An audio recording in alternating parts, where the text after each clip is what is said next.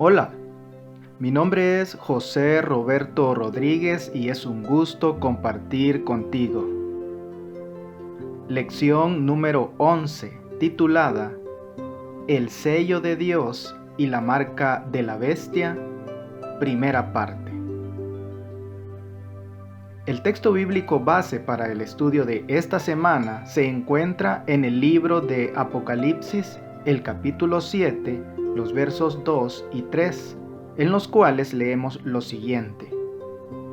Entonces vi a otro ángel que subía del este con el sello del Dios vivo, y clamó a gran voz a los 4 ángeles, quienes habían recibido poder de dañar la tierra y el mar, y les dijo: No dañen la tierra, ni el mar, ni los árboles, hasta que sellemos en sus frentes a los siervos de nuestro Dios. Al estudiar los acontecimientos del tiempo del fin relacionados con la marca de la bestia, un aspecto esencial que aflora es la diferencia entre el proceder de Dios y el del enemigo de las almas. Como hemos estado estudiando, las cuestiones centrales en el gran conflicto entre Cristo y Satanás son la lealtad, la autoridad y la adoración. Las profecías de la Biblia hablan de un poder que usurpa la autoridad de Dios, exige lealtad e introduce un sistema falso de adoración. Y lo hace mediante el uso de la fuerza, la coacción y, a veces, mediante sobornos y recompensas, todo con el fin de imponer la adoración. En contraste, el amor es la gran fuerza motivadora del reino de Dios. En lugar de adorar a la bestia, el pueblo de Dios encuentra su mayor gozo y su mayor deleite en adorarlo a Él. Ellos están comprometidos con Él porque saben cuán comprometido está Él con ellos. Como hemos visto en Apocalipsis 14:7, Dios llama a todas las personas a adorar al Creador. Este es el mensaje del primer ángel. En Apocalipsis 14:8, Dios advierte sobre Babilonia, un falso sistema religioso con raíces en la antigua Babilonia. Este es el mensaje del segundo ángel. En Apocalipsis 14, 9 y 10, el tercer ángel advierte acerca de adorar a la bestia. El ángel declara a gran voz: Si alguno adora a la bestia y a su imagen, y recibe su marca en su frente o en su mano, éste también beberá del vino de la ira de Dios. Leamos en Apocalipsis el capítulo 14, verso 12.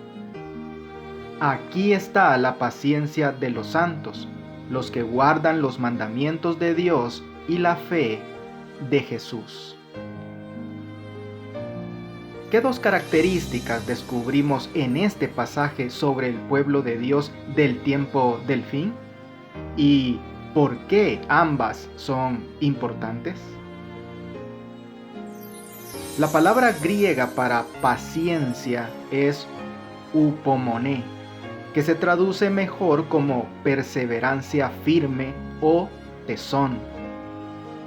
Dios tendrá un pueblo del tiempo del fin que será leal a Él frente a la oposición y la persecución feroz.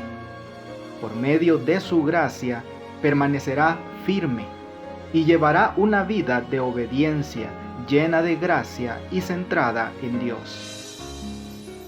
Adorar al Creador se contrapone abiertamente con adorar a la bestia, y encuentra su expresión en un pueblo que guarda los mandamientos de Dios y tiene la fe de Jesús. Este conflicto final sobre la lealtad a Cristo o la lealtad al poder de la bestia gira en torno a la adoración, y en el centro de este gran conflicto entre el bien y el mal estará el sábado. Leamos en Romanos el capítulo 8, los versos 1 al 4. Ahora pues ninguna condenación hay para los que están en Cristo Jesús, los que no andan conforme a la carne, sino conforme al Espíritu. Porque la ley del Espíritu de vida en Cristo Jesús me ha librado de la ley del pecado y de la muerte. Porque lo que era imposible para la ley, por cuanto era débil por la carne, Dios, enviando a su Hijo en semejanza de carne de pecado y a causa del pecado, condenó al pecado en la carne, para que la justicia de la ley se cumpliese en nosotros, que no andamos conforme a la carne, sino conforme al Espíritu. Efesios, el capítulo 2, versos 8 al 10. Porque por gracia sois salvos por medio de la fe, y esto no de vosotros, pues es don de Dios, no por obras, para que nadie se gloríe, porque somos hechura suya, creados en Cristo Jesús para buenas obras, las cuales Dios preparó de antemano para que anduviésemos en ellas. Y Colosenses, el capítulo 1, verso 29. Para lo cual también trabajo luchando según la potencia de Él, la cual actúa poderosamente en mí. ¿Qué nos enseñan estos pasajes sobre el resultado de vivir por fe? Al vivir por fe recibimos su gracia y nuestra vida se transforma. Los seguidores del Salvador que estén comprometidos con Él no solo tendrán fe en Jesús, sino además tendrán la fe de Jesús. La cualidad de la fe de Jesús para el tiempo del fin será de ellos, y ellos permanecerán fieles, incluso hasta la muerte, como lo hizo Jesús.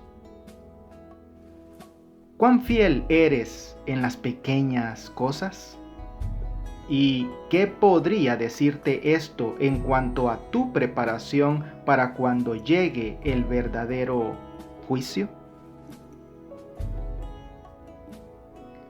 Leamos en Mateo el capítulo 27, los versos 45 al 50. Y desde la hora sexta hubo tinieblas sobre toda la tierra hasta la hora novena. Cerca de la hora novena Jesús clamó a gran voz diciendo: Elí, Elí, lama sabactani. Esto es: Dios mío, ¿por qué me has desamparado?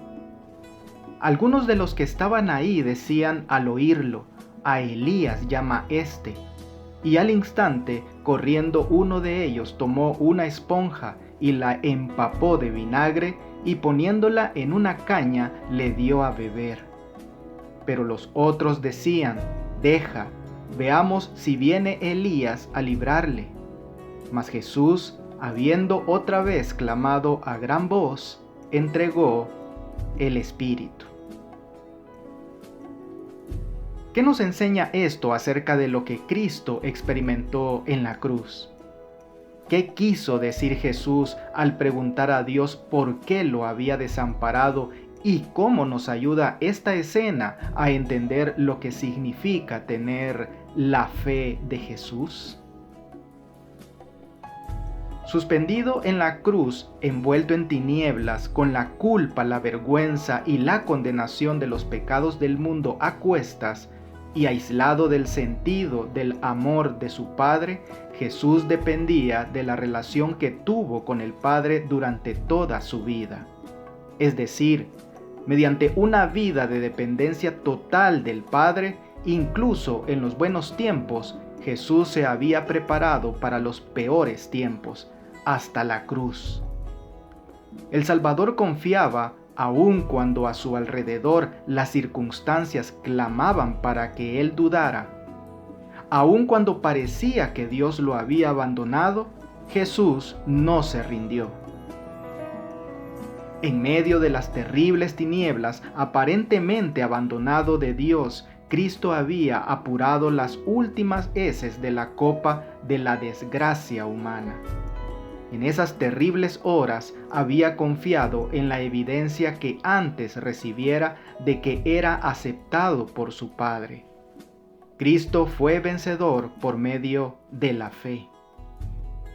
La fe de Jesús es una fe tan profunda, tan confiada, tan comprometida, que todos los demonios del cosmos y todas las pruebas de la tierra no pueden sacudirla.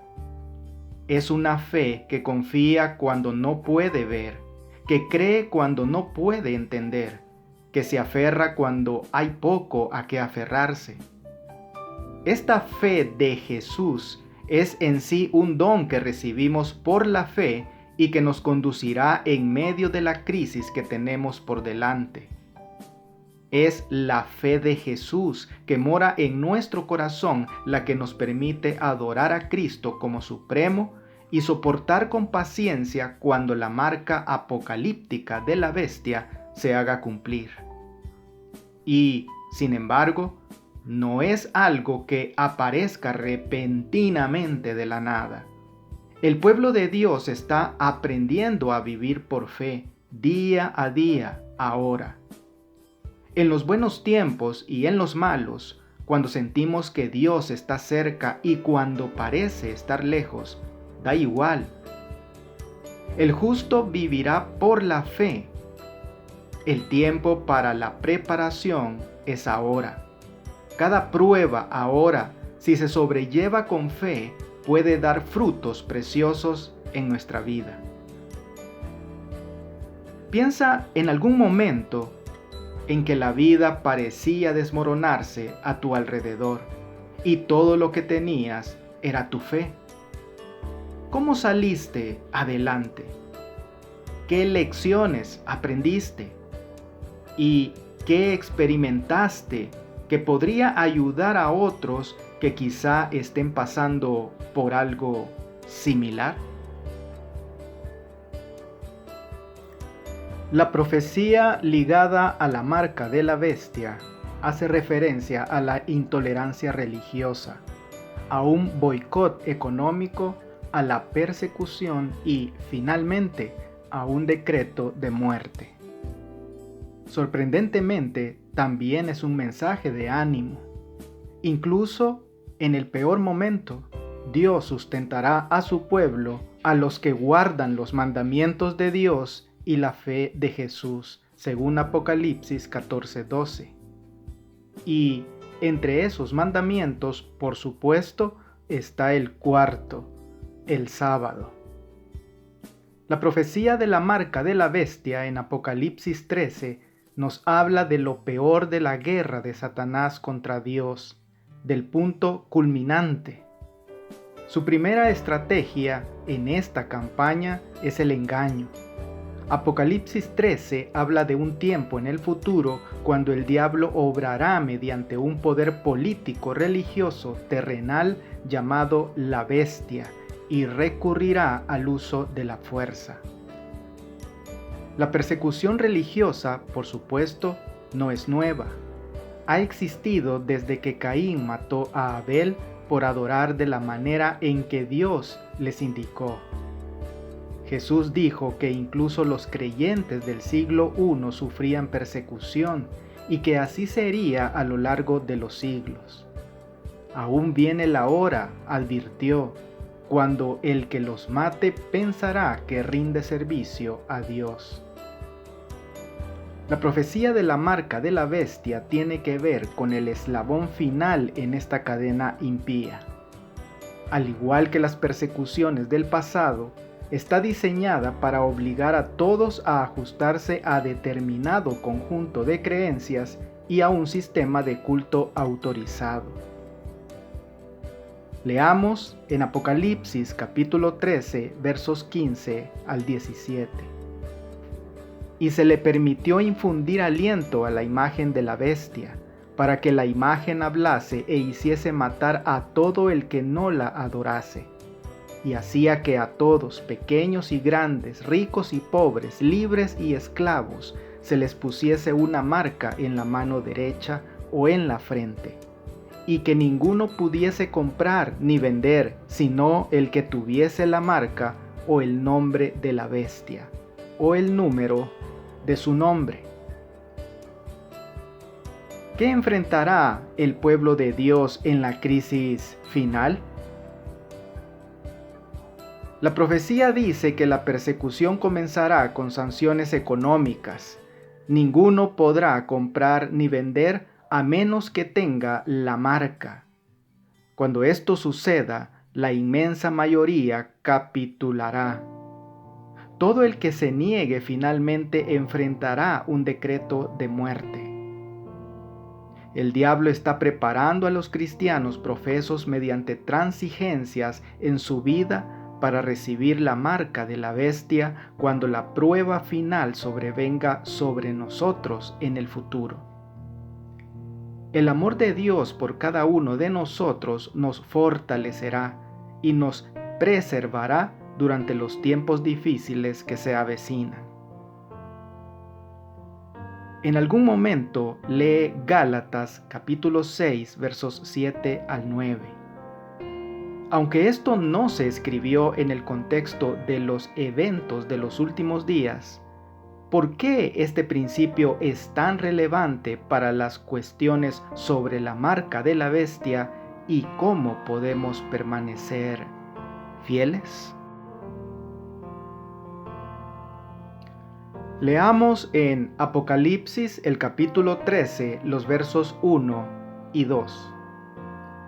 Me paré sobre la arena del mar y vi subir del mar una bestia que tenía 7 cabezas y 10 cuernos, y en sus cuernos 10 diademas, y sobre sus cabezas un nombre blasfemo. Y la bestia que vi era semejante a un leopardo, y sus pies como de oso, y su boca como boca de león. Y el dragón le dio su poder y su trono y grande autoridad. ¿De dónde viene la bestia y quién le da su autoridad? El poder de la primera bestia de Apocalipsis 13 recibe su poder, su trono y gran autoridad de parte del dragón. Apocalipsis 12:9 y 22 identifican al dragón como Satanás. Satanás es un enemigo astuto y obra mediante poderes terrenales. Apocalipsis 12, 13 al 5 explica que este dragón, el diablo, intentó destruir al hijo varón tan pronto como nació. Este hijo varón posteriormente fue arrebatado para Dios y para su trono. Esto, por supuesto, se refiere a Cristo. En su deseo de destruir al niño Cristo, Satanás obró mediante Herodes y la Roma imperial. Al final de la vida de Jesús, un gobernador romano, Pilato, condenó a Cristo a morir. Un verdugo romano lo clavó en la cruel cruz, un soldado romano lo traspasó con una lanza, y otros soldados romanos custodiaron su tumba. Según Apocalipsis 13:2, el dragón, Satanás, que obró por medio de la Roma pagana, le entregaría la sede de su gobierno a este cruel poder emergente.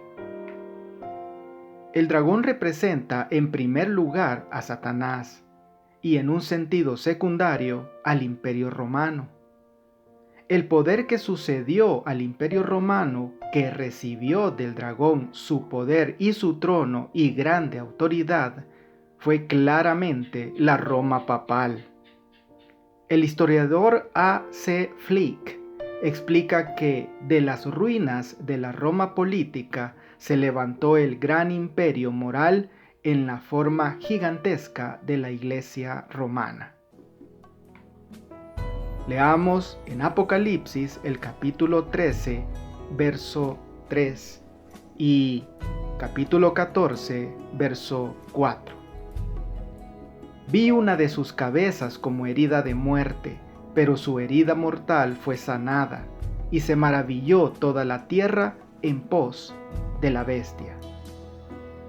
Estos son los que no se contaminaron con mujeres, pues son vírgenes. Estos son los que siguen al Cordero por donde quiera que va. Estos fueron redimidos de entre los hombres como primicias para Dios y para el Cordero.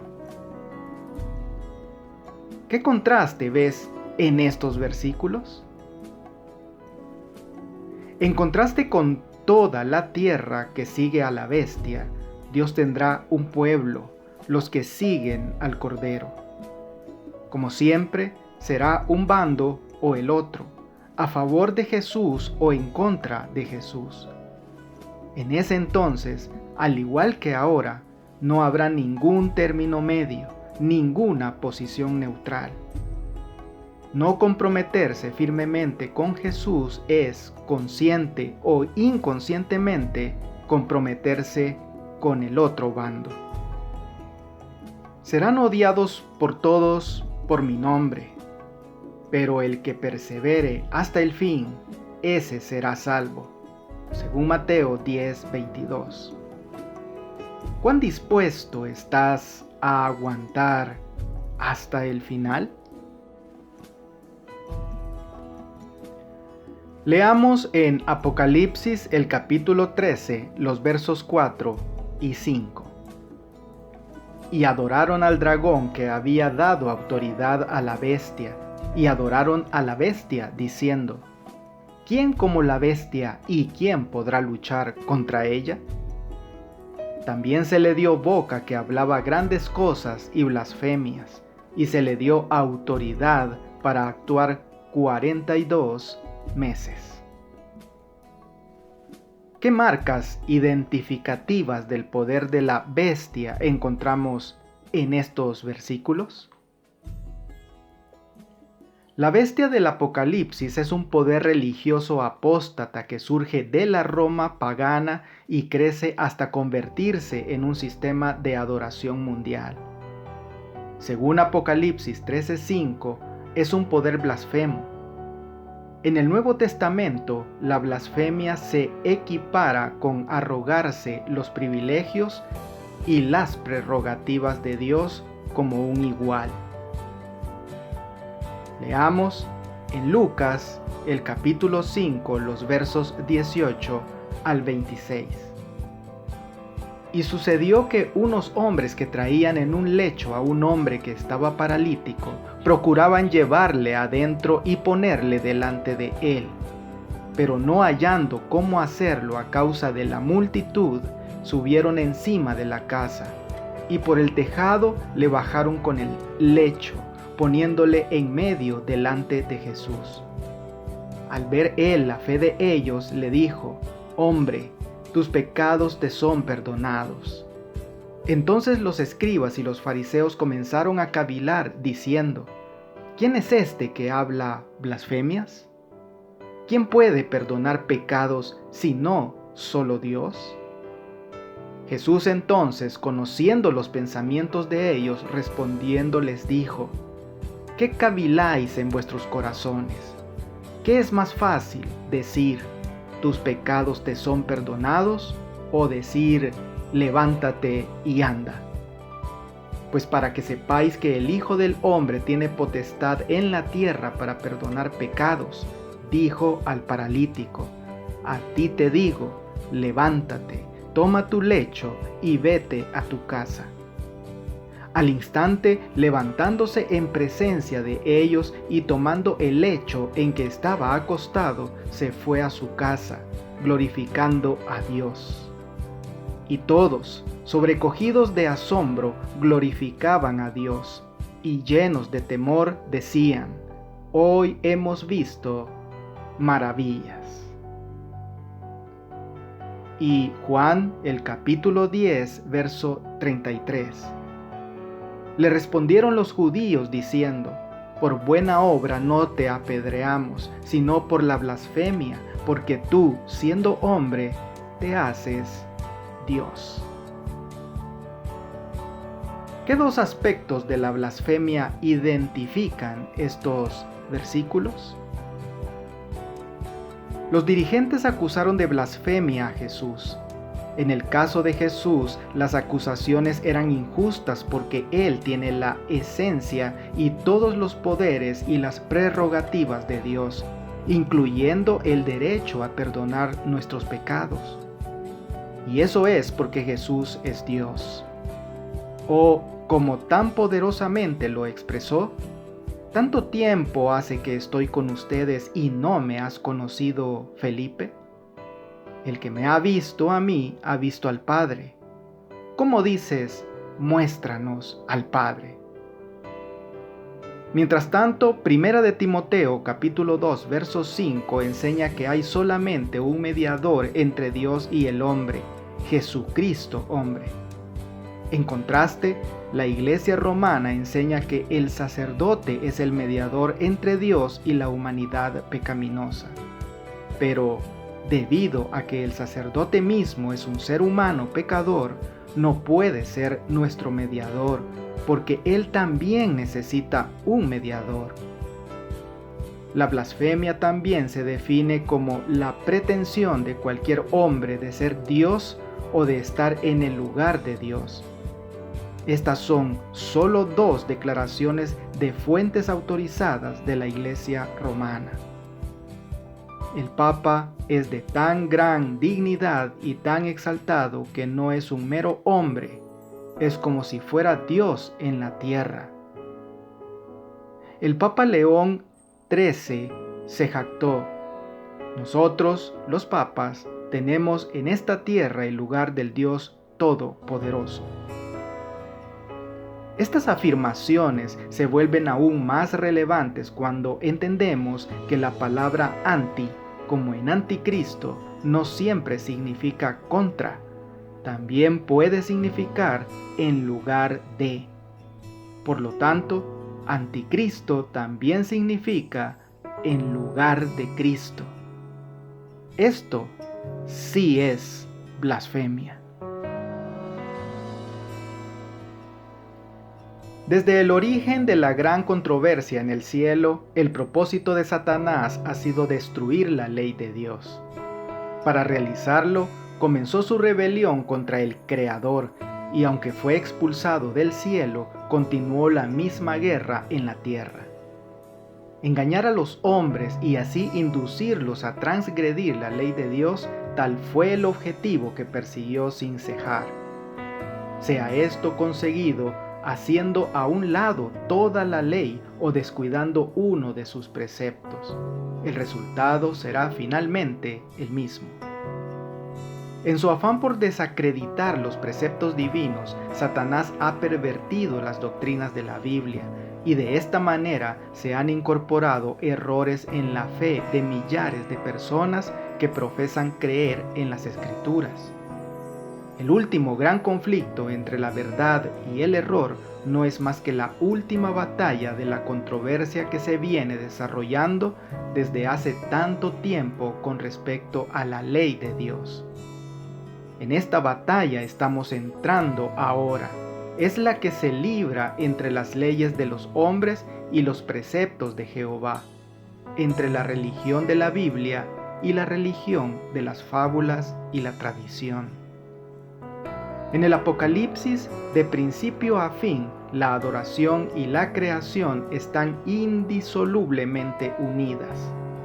La esencia de la controversia entre el bien y el mal y los problemas que rodean la marca de la bestia giran en torno a si Dios es digno de adoración. Como hemos visto, el concepto de Cristo como creador está en el corazón mismo de la adoración sabática. Jesús destaca constantemente la importancia del día del cual se autodenomina Señor. El sábado es un recordatorio eterno de nuestra identidad. Nos recuerda quiénes somos como seres humanos, da valor a cada ser humano. Constantemente refuerza la idea de que somos seres creados y que nuestro Creador es digno de nuestra lealtad y adoración. Esta es la razón por la que el diablo odia tanto el sábado, porque es el eslabón de oro que nos une con nuestro Creador y porque desempeñará un papel crucial en la crisis final en el tiempo del fin.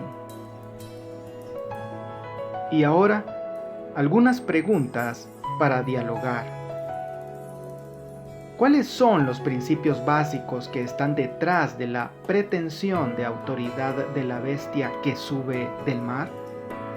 ¿Y de qué manera podemos albergar esas mismas actitudes en nuestro corazón sin darnos cuenta? ¿Cómo respondes a quienes argumentan que la idea de un Satanás literal es una superstición primitiva que la gente educada o al menos los inteligentes no pueden considerar seriamente? ¿Qué argumentos podrías utilizar en respuesta? Amigo y amiga, la pluma inspirada nos termina recordando que nadie hasta ahora ha recibido la marca de la bestia. El tiempo de prueba no ha llegado aún. Hay cristianos verdaderos en todas las iglesias, sin exceptuar la comunidad católica romana. Nadie será condenado hasta que haya tenido la luz y haya comprendido la obligación de obedecer el cuarto mandamiento. Que Dios te bendiga. No olvides apoyar este ministerio suscribiéndote a mi canal de YouTube. Con esto tendrás acceso a un video resumen completamente ilustrado y animado de la lección de escuela sabática para adultos al inicio de cada semana. Espero tus likes y tus comentarios de la lección. Bendiciones.